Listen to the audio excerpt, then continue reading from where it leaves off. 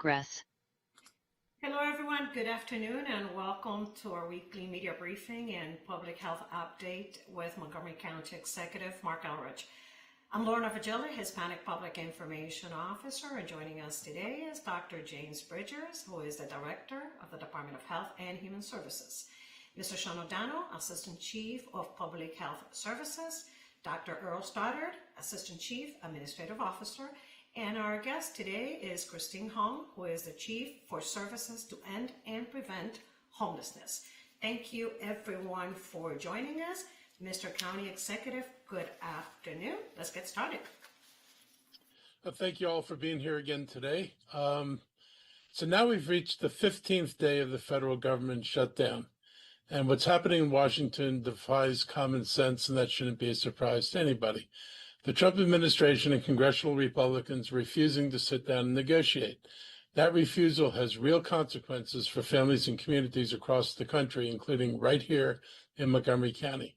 Federal workers at Health and Human Services and the National Institutes of Health are being told they're out of a job in the middle of a shutdown.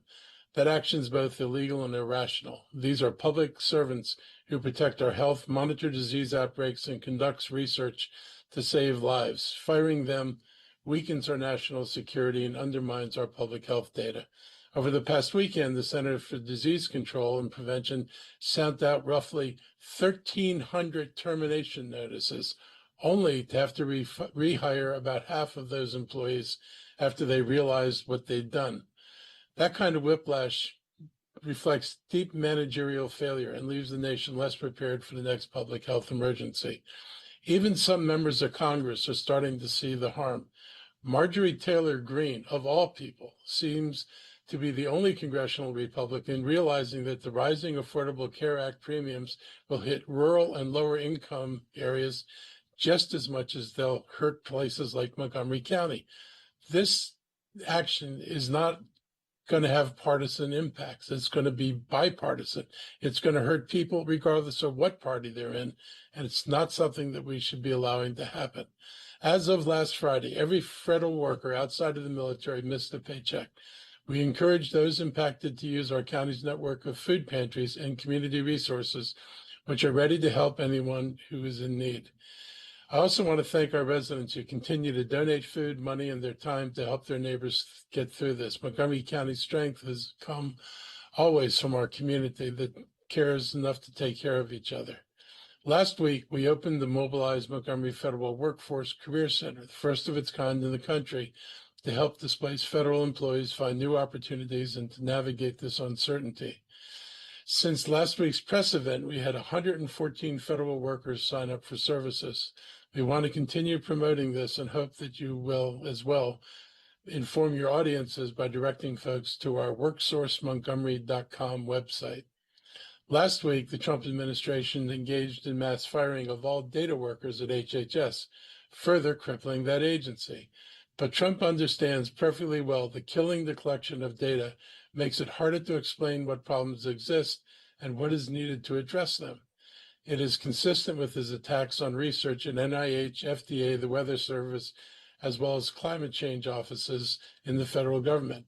It's the president's way of cutting Americans off from the truth, enabling him to lie at will while making it impossible to generate data that would undermine his arguments. He's deliberately blinding government agencies, and that extends to local governments that rely on some of this data, so that they can't inform the public and policymakers about the repercussions of their actions, as well as the reasons why government programs to protect the well-being of our people are necessary.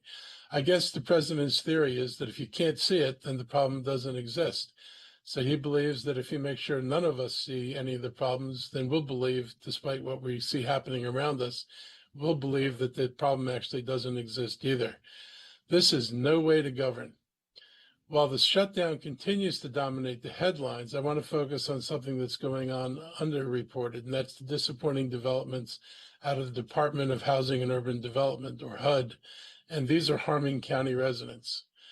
Since January, working at HUD on behalf of single mothers, the disabled, and minority tenants denied housing has been stopped, and many lawyers within the department working on fair housing complaints were reassigned or fired. A whistleblower's report earlier this year focused on the Office of Fair Housing, which shed light on how staff within the office went from 31 to 11, and staff attorneys have been slashed from 22 to 6. The federal government has no intention of enforcing fair housing laws, and that's a real serious problem.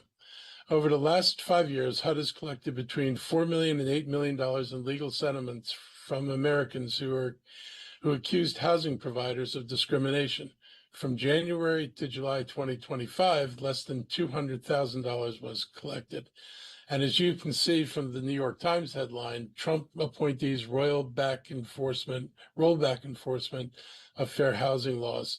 This is a real danger to people's ability to find housing, and it's a problem that we should not be dealing with now. Trump appointees running HUD have ignored historic legal findings that helped end redlining practices and have dismissed landmark housing discrimination cases as artificial, arbitrary, and unnecessary.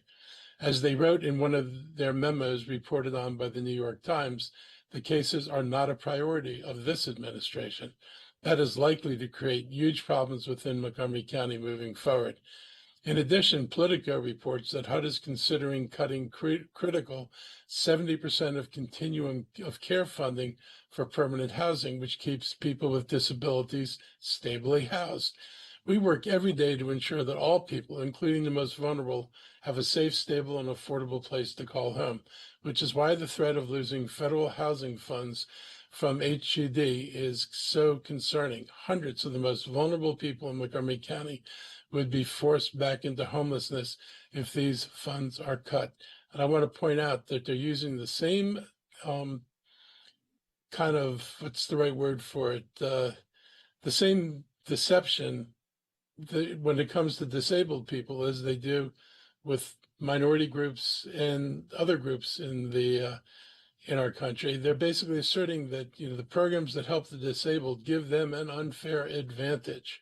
The idea that we're giving disabled people an unfair advantage by helping them is ludicrous. It also gets to the point of how heartless and insensitive this administration is.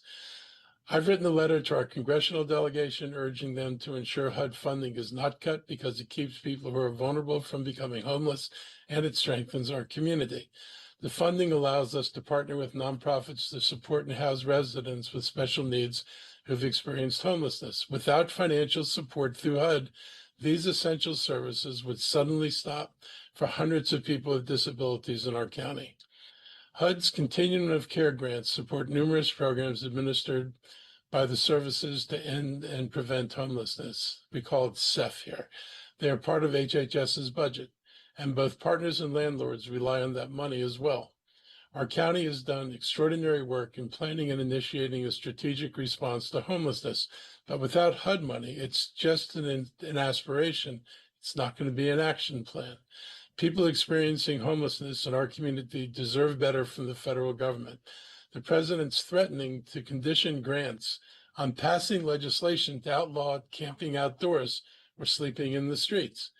We would love to be able to provide decent shelter space to people who need it. Cutting off federal funding makes it even more difficult to address homelessness.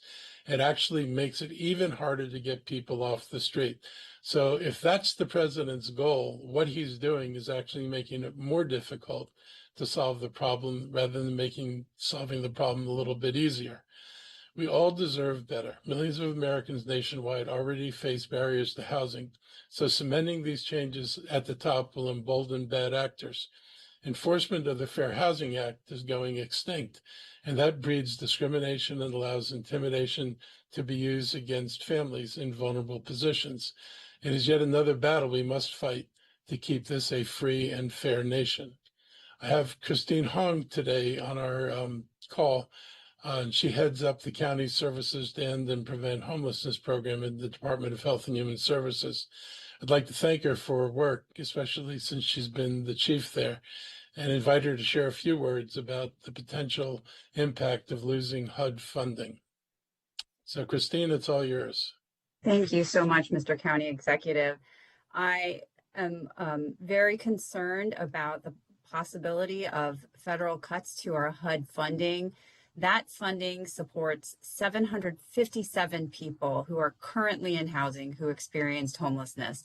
And without that, if we receive a huge cut starting in January, those people will be forced out of their housing, and we may see an increase in unsheltered homelessness. This impacts also our landlords because they rely on that funding for revenue in terms of rent.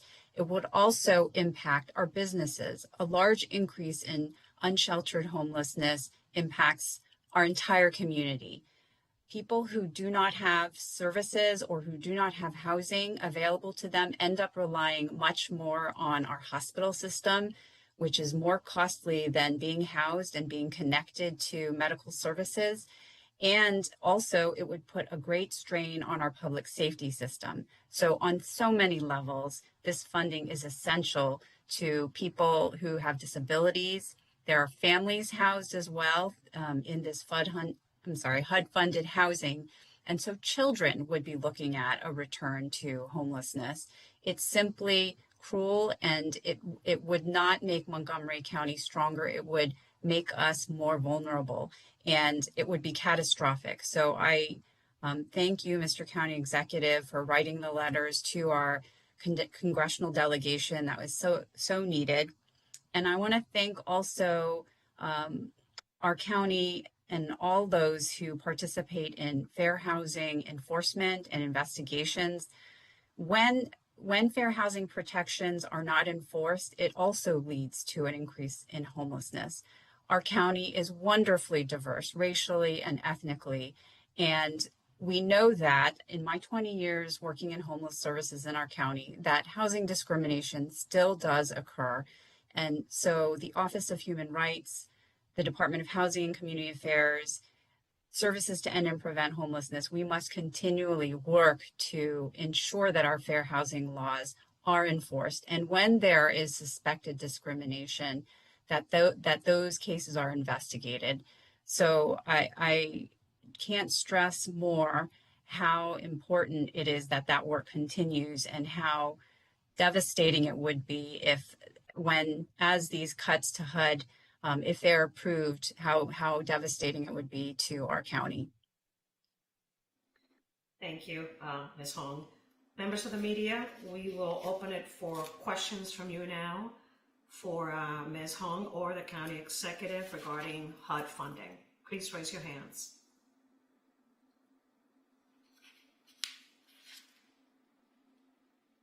No questions regarding housing? I see. Sarah Kim, WAMU. Go ahead, Sarah. Hi, thank you for taking my question. This is kind of a question related to homelessness generally. Christine Hong, I reached out to you a few weeks ago about the impact of federal encampment clearings like in the district. And I know there were some concerns that would place a burden on county resources. And I think the last time we checked in, you said there wasn't a significant increase. But I was just wondering if there has been any change since then, and if there has been any kind of notable increase or additional burden you're seeing on Montgomery County. Thank you for that question, Sarah. So based on data that we're tracking, which requires that our partners ask people where they're coming from, where was their last residence, and where did they last stay. Based on that data, we did not see a significant increase. However, we did notice people were less comfortable sharing that information, and understandably so, because people were being asked to show their IDs in the district who were sleeping outside. And so as far as inquiries, people calling Services to End and Prevent Homelessness and the Crisis Center, we have been receiving many more calls of folks who are concerned about unsheltered homelessness. We cannot report that is directly connected to the encampment clearings, because there are so many ways in which people are being impacted by federal cuts and the workforce reductions. So what we can say is we are seeing more people unsheltered in Montgomery County. So all of these federal policy changes, proposed budget cuts, are having an impact, and we expect that it will worsen over time. Got it. Thank you. Thank you, Sarah. Suzanne Pollack, Montgomery Community Media. Good afternoon, Suzanne. Go ahead. Can you tell me how much the county gets from HUD for this, for homelessness or for housing? Yes, we receive about $12 million annually in continuum of care grant funds. That we apply the county as a collaborative applicant with our community partners. And so those partners would lose the funding and would not be able to continue to serve the households we were talking about, most of whom have disabilities. So that funding goes to support mostly permanent supportive housing, which requires a documented disability to be eligible for that type of housing. Some of it supports rapid rehousing, which is for less vulnerable households, including families. And as I said, 274 children are housed in this federally funded housing and would be impacted. These grants, our current grants, will start to expire January of 2026. So if that funding is cut by 70%, then we expect to see a large number of people forced back into homelessness starting in January. It's that critical. Thank you. Thank you, Suzanne. Members of the media, any additional questions regarding HUD funding, housing, homelessness in Montgomery County? No more questions? Christine, thanks for joining us this afternoon. You can remain on the call, or you can depart if you have to. Minister, County Executive, other topics? Just want to close out on this last bit about fair housing. I want to point out that in 1973, Donald Trump and his slumlord father were sued by the Department of Justice for racial discrimination in violation of the Fair Housing Act. So the president has close personal experience with the Fair Housing Act, and the suit was based on evidence that was collected by civil rights testers in New York. And essentially, Black people were told there were no units available to rent in Trump-owned buildings, while white people were offered those same units. Of course, Trump countersued. Does this sound like a familiar pattern? And they wound up settling, which is unfortunately the case. They don't admit guilt, but they made corrections to their practices.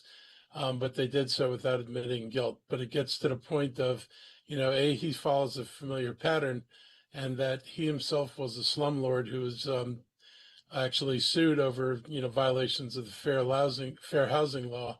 And it gives you an idea of where his policies are coming from. He doesn't believe in fair housing personally, and he's using his opportunity now to change it as a national policy. Again, not a very good thing.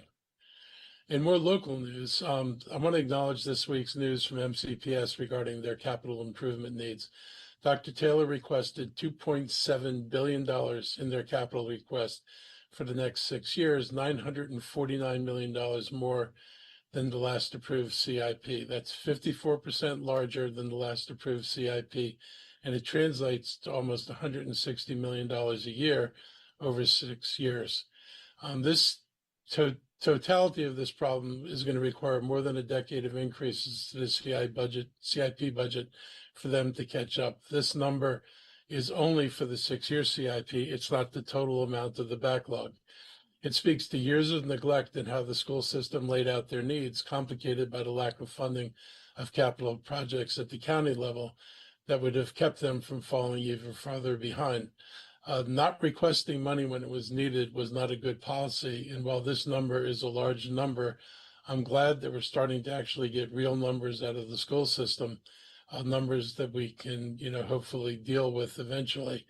I have not yet figured out how to digest this large of an increase, but we're obviously looking at this. If we don't deal with it, it's just going to lead to further deterioration of schools, and we can't afford to let that happen. So how we manage this is, one of our prime concerns as we're trying to put this budget together, as well as look ahead. He made a point to us in a meeting of the value of coming up with a long-range plan, either somewhere in the 10 to a 20-year plan about how we bring our schools up to where they need to be, in recognition that we're not going to be able to do all this at once. But we do need a plan, and if we adopt a plan, we're going to need to stick to it. Otherwise, we run the risk of having schools, further deteriorate, which does not serve our children very well and doesn't serve the families in Montgomery County who expect better. As a teacher for 17 years, I'm well aware of the importance of updating our schools and the passion that parents and teachers have in making those repairs as quickly as possible. One of the biggest roadblocks to accomplishing that goal is our ability to borrow money. The county council controls our borrowing caps, which remain far too low. As you can see from this chart, we're spending less money on school improvements and new buildings than we did over a decade ago. That doesn't account for inflation or the fact that budgeted projects cost more when we actually get around to building them than when they're actually placed in the budget. So if you look at this chart, you go all the way back, I think, to 2009, you see we're spending somewhere around $300 million. If you just adjusted that, and that's what the blue line does, you just adjusted that for inflation, we would be spending over $500 million today in order to build what we were building back in 2009. Instead, we're spending $280 million. The council has approved tentatively an increase up to $300 million for the next year. We asked for 340. Our proposal would have added a total of 240 million over 6 years. It obviously doesn't solve the problem, but it begins to take a bite out of it. And this is the struggle we have. If we've been totally unrealistic about how we budget for capital projects, and it means fewer projects get done, more projects get delayed, and everybody suffers for this. So this includes and handicaps our ability to build transportation projects as well. So I've been trying to draw attention to this for a number of years. I'm going to continue to draw attention to this. We need to be willing to fund capital projects the way they need to be funded. Not funding them doesn't make them go away.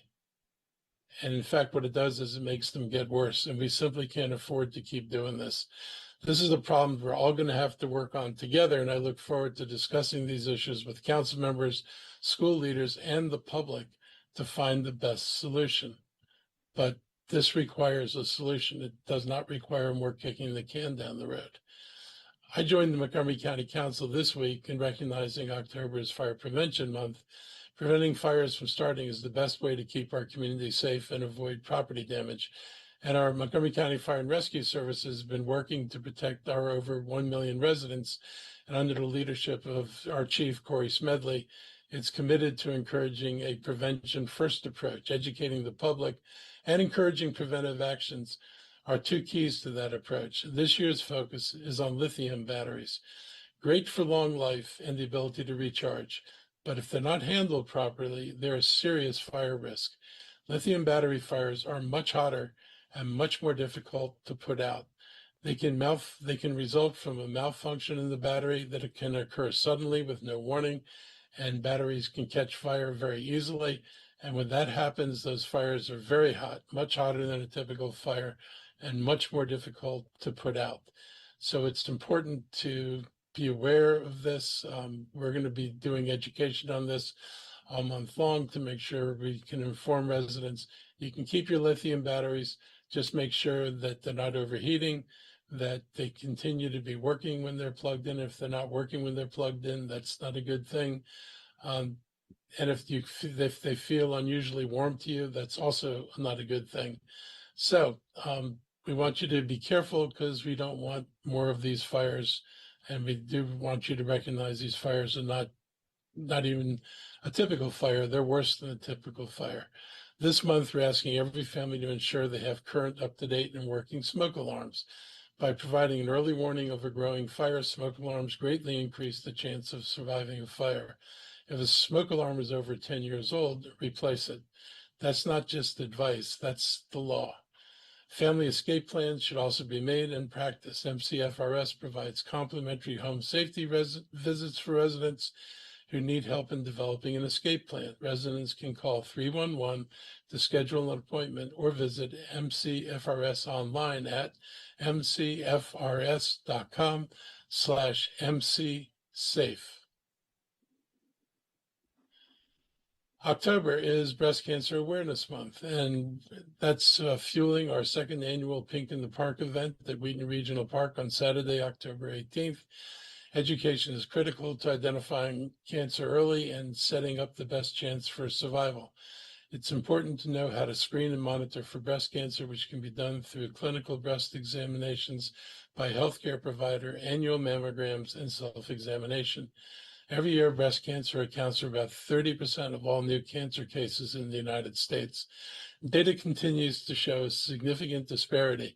African American women in our county face a 40% higher mortality rate from breast cancer and frequently receive the diagnosis at later stages of development.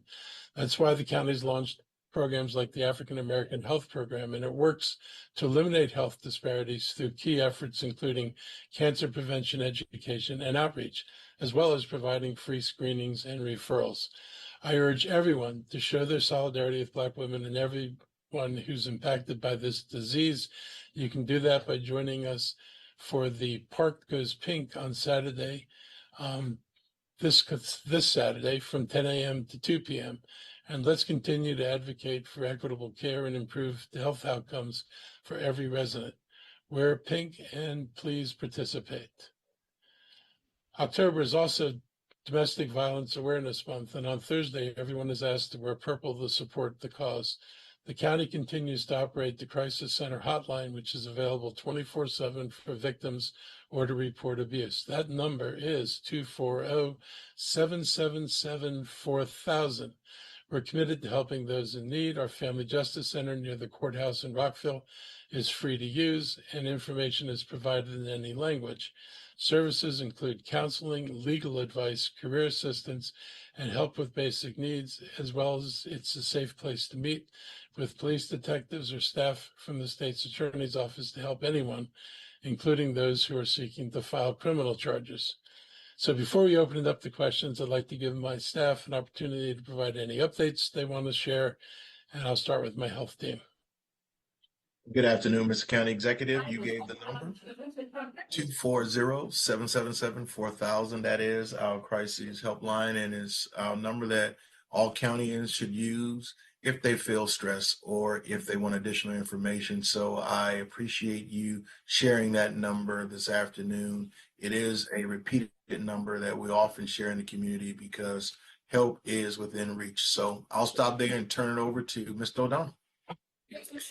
I have no health updates this week. Just a reminder that housing is health, and all of our residents need housing before they're going to focus on their health. So appreciate everything our colleagues do and the county executive and his team do to help people stay housed. Dr. Stoddard. Yeah, I just wanted to share that I know last week we had the very tragic fatality of an 11-year-old child who was struck by an MCPS bus. I just wanted to share that obviously the police department is prioritizing this investigation and hoping to get to a conclusion. Typically, these investigations take about 90 days to produce the full reconstruction report and things of that nature. But having spoken to Assistant Chief McBain, they obviously understand the criticality of this particular one and are prioritizing and hoping to have some at least basic information to be able to share much sooner than the 90-day period. And we'll be obviously keeping everyone apprised, particularly the family of the young victim. They'll know obviously first sort of what we know, but just wanted to share that the police is expediting that investigation to the extent that they can, while making sure that we have all of the significant facts to include. Obviously, if there are infrastructure things to consider with regard to that accident, I don't know that there will be, or sorry, that collision. I won't say accident. I know that's important to distinguish at this point. That collision, I want to make sure that we will obviously be taking a hard look at those. It is very near to a middle school, and so, but we don't have any of that information at this point, and won't until the reconstruction completes. So that's all I wanted to add. Thank you, Dr. Stoddard, and everyone else. Members of the media, let's open it up for questions right now. Please raise your hands. Any questions regarding any topics at this time?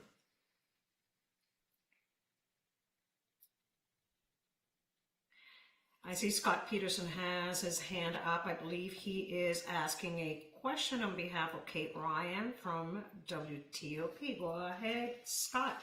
Thanks, Lorna. And as you said, Mark, this is from Kate Ryan at WTOP, who wanted to have your thoughts on MCPS's decline in enrollment and what that means for the school and the county at large.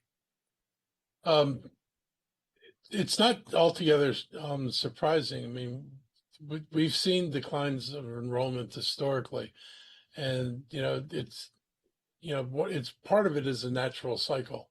When back when I was, I think, on the city council in Tacoma Park, Blair was the high school for the area we were in and had multiple feeder schools. And the school system was talking about closing down 2 out of 3, I think, of the middle schools that fed Blair. And within a couple of years, um, the strollers that were beginning to materialize in neighborhoods blossomed into children who were ready for school. And they wound up needing all the feeder schools that they had. And Blair got built to be an even larger school. So there's a cyclical nature to some of this. As people move in, they raise families, and the parents stay in the houses even after the children leave. And so the houses don't produce as many children. And so part of it's natural. Part of it is probably attributable to a declining birth rate, and part of it's attributable to a declining immigration rate. And, fewer people coming here. And I'd say part of it's going to be due to Trump's actions around deportation, where people have either already been deported or are worried about being deported and self-deporting themselves before they get swept up. So there's a number of different factors. What it means, I guess, for MCPS is, I guess on the bright side, they won't have to hire additional teachers to maintain class size. They may be able to manage with current staffing levels and even absorb some attrition depending on how much school enrollment goes down in any given year. So it's not all negative for them. It can create issues in terms of class size if student populations fall too small, and then the choices could be combining classes to make classes that are overly large, or having classes that are smaller than we would normally prefer. So they're going to have a variety of different challenges to deal with. But this, like I said, this is not unusual. It recurs every, so many years. It's not an abnormal thing to happen. There are a couple of complicating factors, like I said. Members of the media, any additional questions? I believe, does it look like the county executive perhaps froze? Is that what happened? It does. Yeah. Folks on the technical end, can you confirm that we're having issues with the county executive?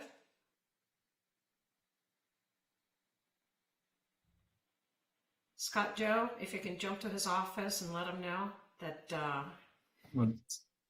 Are there any additional questions? Yeah, any additional questions for the county executive at this time, or the health team? No more questions? I guess we are done for today. Thank you everyone for joining us. Have a great afternoon. Stay safe, and we'll see you next time. Thank you.